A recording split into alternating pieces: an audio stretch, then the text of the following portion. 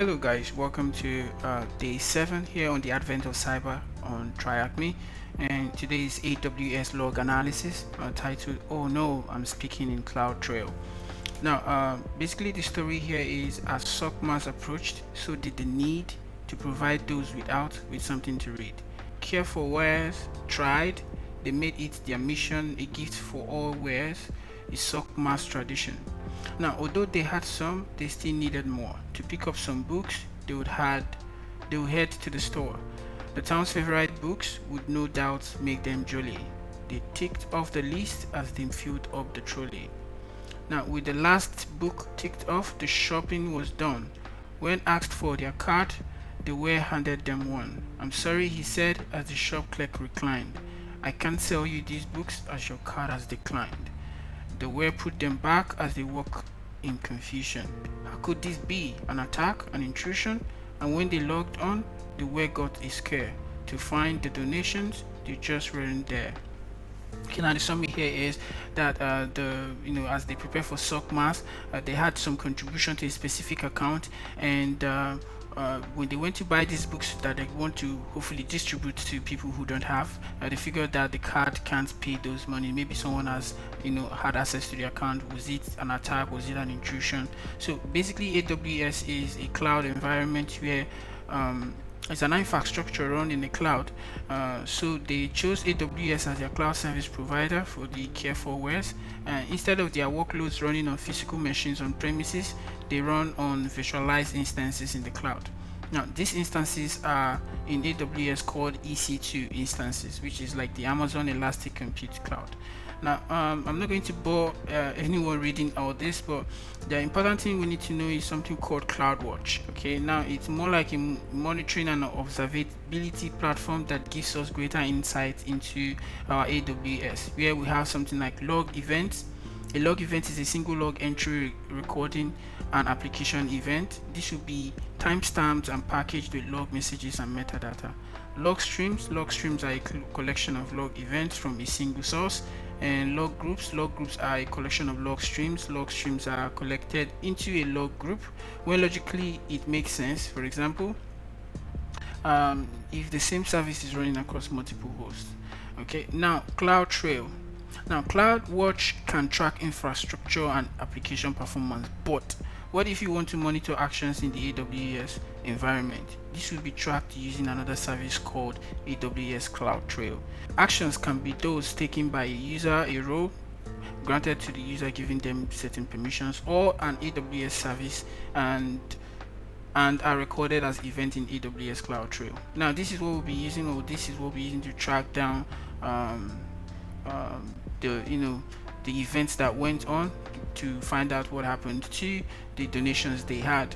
Okay, now we're going to also note something called JQ. Now this Cloudtrail uses JSON format. JSON format is something that enables all the events to be stored in JSON format, more or less, which is an example of JSON format is something like this. And for us to be able to read or filter out this information, we use what we call JQ. Alright, we're going to see all of that in a couple of seconds. So let's just start the attack machine. The start machine, once it's ready, we'll go into practicals and solve the questions. Okay,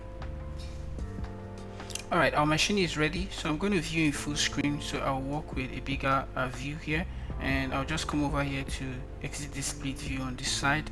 First, when we come over here and open our terminal here, I'm going to enlarge this a little bit. Now the first thing is ls. Let's see what's here. We have what we call the ware view logs. Okay, now in order to go into a directory, we just need to cd into the ware view logs, hit tab, and it will complete it for you. Hit enter. Then we'll use ls to read list whatever is inside this current directory. Here we see the cloudtrail underscore log.json. This is the file containing all the Cloudtrail basically event that has happened. And the thing here is, if you cut, which is to view whatever is in that cloud trail, hit the tab button. If you view it, you're going to see that we have a lot of data that's quite messy. As you can see, we can't even make sense of it. Okay, this is where using JQ comes to play. So we're going to close this using Control L, and you're going to clear it. first of all, let's view all the records. If we want to view all the records in Cloudtrail log, we just copy this code here.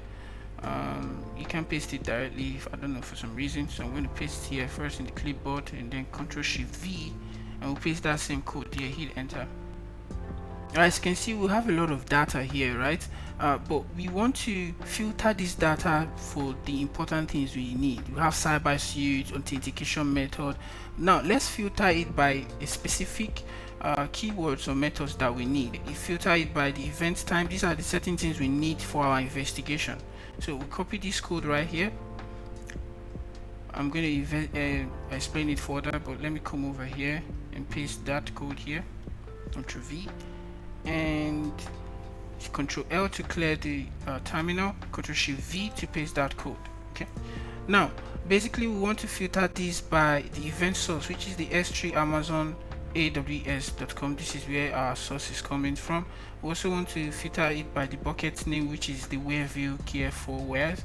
And then we'll filter this. We want to furthermore take the files that we took from this to filter it by the event time, event name, user ID, and these other things you see /NA is wherever there is no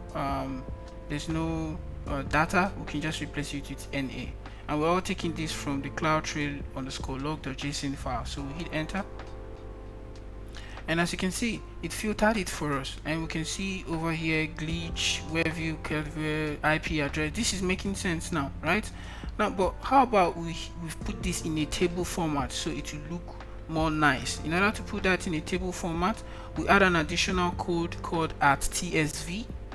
Okay, and then we'll put them in a column -t. So we just copy this code over here,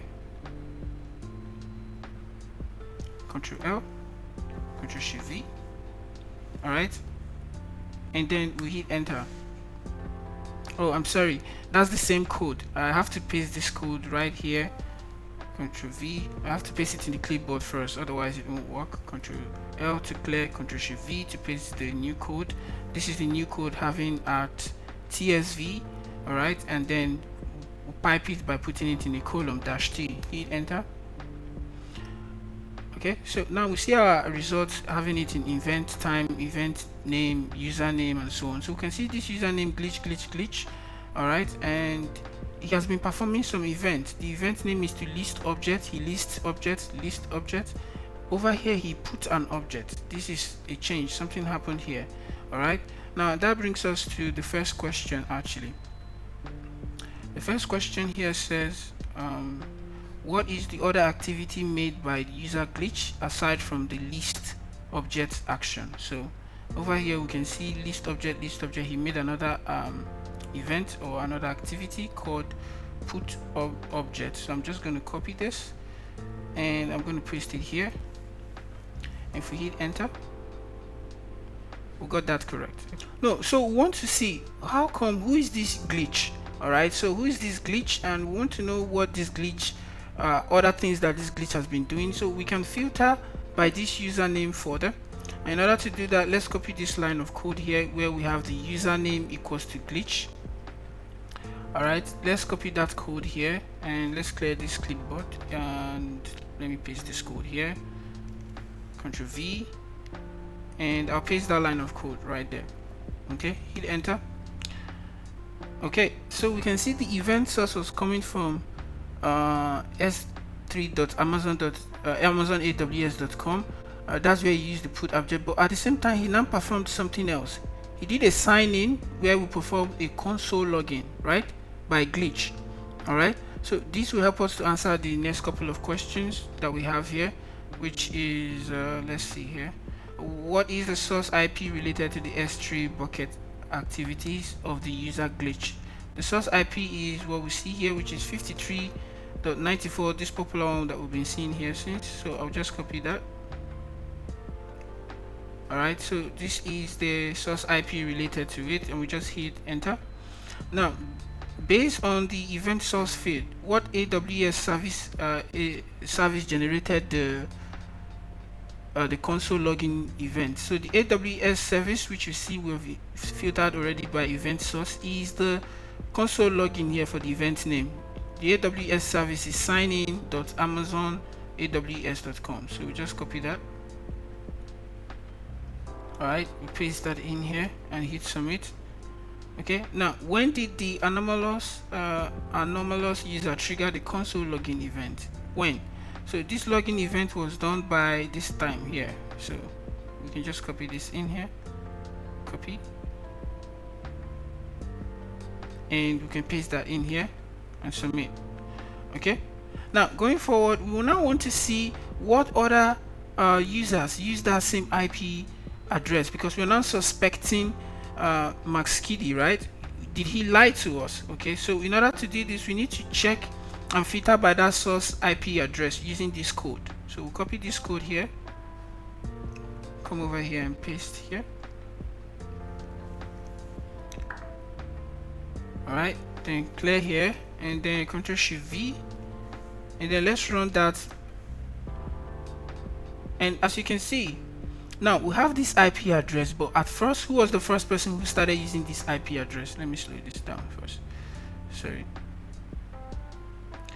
Okay, as you can see, the first person who used this IP address was Mayor Malware before we see this Maxkidi. So it looks like someone was trying to frame someone here. So the first person who used this IP address was Mayor Malware. Alright, as you can see here now, let's see each of these users, Mayor Malware, Glitch, Maxkidi. Let's see who has been working with this IP address or the IP address they've been using. In order to do that, we'll now come over here and copy this line of code here, where we can change the username here. Instead of placeholder, we use different ones. So in this case, the person we are suspecting is Maxkidi. So I'll clear this terminal, paste my code right here. Alright, and then over here I'll Ctrl+Shift+V and I'll run this. Okay, alright, now that didn't run because I didn't edit the placeholder. So I'll scroll back up here. You see this part where we have the user identity.user. We'll change that into Maxkidi. No, we'll change that. The first person we want to check is Mayor Malware, right? So we'll just type Mayor Malware, Mayor underscore malware, and then we hit enter this time, and let's see. Okay, we got some result. Now we notice that Mayor Malware had been logging in using Chrome. Okay, he's using Apple, which more like a MacBook, Macintosh. So most importantly, we can actually suspect he was logging in using a MacBook, Intel Mac, and using Chrome. Alright, okay, that's not much to consider because maybe the other users were using the same MacBook, but we can find out. Okay, now I'm going to run the same thing, but at the same I will just check for Maxkidi and let's see the difference. Okay, let's see for Maxkidi. Let's see what difference would show up after we run for Maxkidi. So instead of the user to be Mayor Malware, and also we need to notice that he has been consistent with using the same IP address, right? Then let's run from Maxkidi and let's see what we might see different. Skidi, and hit enter. Okay, this is for Maxkidi. All right, and then we notice the same thing. He was using Intel Mac. He was logging in with Chrome, but if you notice over here, he had his main IP address. As we can see here, this is his main IP address that he logged in with later. This was before 53.94 and all that, 53.94.201.69. but if you see when he logged in later with his main IP address, he logged in with 31.210.15.79. so we can see the difference now. It's beginning to make sense, right? Okay, now let's answer a couple of questions. What was the name of the user that was created by Maxkidi user? Okay, in order to answer this question, we need to run this line of code here, which is the JQ records, and we want to check for the event name create user. So I'm going to copy that. I'll be back with this first, but in order to do this, let me open up a new tab, open a new terminal, sorry, and then let me paste this here. Okay, let me open a new tab instead. So I'll just click on file and open tab. Okay, so I'll run this here. Okay, all right, so now we want to we filter by create user, right? So from here we can see that the type is IAM user, and the username was maxkiddy. All right, the username was maxkiddy, and the event name is create user, and the username he created was glitch. All right, so the username that was created is glitch, as you can see here. What was the question exactly? The question was, what was the name of the user that was created by maxkiddy user? So this is the maxkiddy user, and he created create user here, and the name of the username he created was glitch. So we'll copy this over here, copy, and we can paste that here, hit enter. Okay, so what type of access was assigned to the anomalous user? In order to do this, you need to also filter by, instead of create user, we're going to filter by we're going to filter this by attach user policy. So we'll copy this, control copy. I'm going to paste my code right here. Okay, and I'm going to clear this terminal, and then Ctrl Shift V to paste that and hit enter. All right, now if we scroll up, we can see that we have the attach user policy, and the policy was to give him an administrator access. Okay, so I'll copy that, come over here and scroll down to that question and just paste that in here, submit. Now lastly, what IP does malware typically use to log in into AWS? So if we come back here, we go back to our previous terminal here, and if we scroll up, so look at where we filtered for malware, and the IP address he's been using to log in is that popular one, which is the 53.94.201.69. so we're going to copy that, and we'll come back here and paste that IP there, hit submit. What is maxkiddy actual IP address? You see, when we started doing the research and maxkiddy logged in properly, that's the IP address we saw here, 31.210.15.79. so we'll copy this IP address, which is the actual IP address of maxkiddy, and we'll paste that here, hit submit. And lastly, what is the bank account number owned by malware? If you see here on the list that was on this log that was given to us, there is this rds.log, which is the one the bank cooperated with us to provide us with the the file. So we're going to query that log by using grep insert rds, and we're going to get all the information that we need. So I'll clear this terminal, and I'll paste this code in this clipboard first, and right over here I'm going to Ctrl Shift V and hit enter. And there we go. Now we do have, let me reduce this a little bit so it can be in a straight line. Okay, there we go. All right, now we can scroll up on this data, and we can see that initially, let me scroll down a little bit, sorry.